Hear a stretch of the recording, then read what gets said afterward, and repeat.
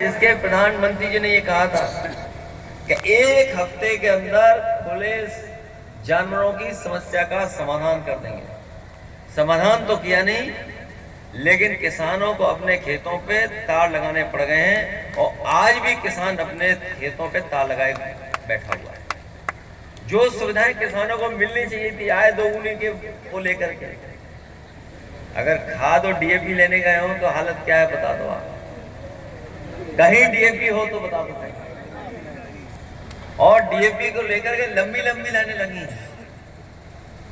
चित्रकूट जैसी जगह पर जो सबसे गरीब इलाका है उसमें किसान को आत्महत्या करनी पड़ गई क्योंकि डीएपी नहीं मिली।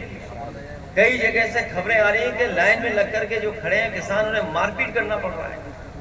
और ये स्थिति इसलिए पैदा हुई है कि एक तो भारतीय जनता पार्टी ने व्यवस्था नहीं की है, और दूसरी स्थिति इसलिए पैदा हुई है कि भारतीय जनता पार्टी के जो छोटे छोटे कार्यकर्ता हैं, जो उनके नेता हैं, जो इस सरकार में 7 साल से पैसा नहीं कमा पाए, वो अब लग गए हैं डीएपी की दुकान पर समितियों में कि पैसा यहीं से कमा लो, अब कोई रास्ता नहीं बचा, यहीं से दलाली कर लो।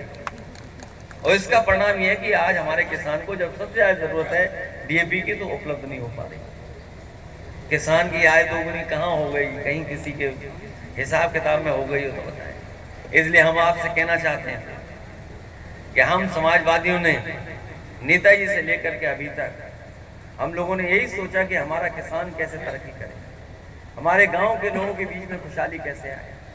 जो रास्ता समाजवादियों का है उसके अलावा कोई दूसरा रास्ता नहीं है जिससे गांव गरीब खुशहाल हो सके। अंतोगत्वा सरकारों को भी समाजवादी नीतियां ही अपनानी पड़ेंगी, तब जाकर के हमारा गरीब और किसान खुशहाल होने का काम करेगा। ये सड़क के बारे में हम लोग हमेशा कहते थे, वो बात मैं आज भी कहता हूं कि जितनी सड़क अच्छी बनेगी या किसानों के लिए सुविधाएं होंगी उतना ही हमारा देश तरक्की करेगा और अर्थव्यवस्था बेहतर होगी।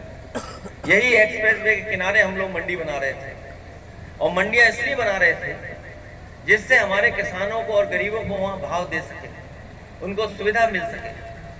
लेकिन जैसी समाजवादी सरकार गई, आप जानते होंगे जितनी मंडियों का काम हुआ था उतना ही मंडी बनी है, उसके आगे मंडी नहीं बन पाई। और जो मंडी की व्यवस्था है वो भी मंडी की व्यवस्था इन्होंने खत्म करने का काम किया। आज मंडी की स्थिति सबसे खराब हो गई, तो मंडी बर्बाद कर दी।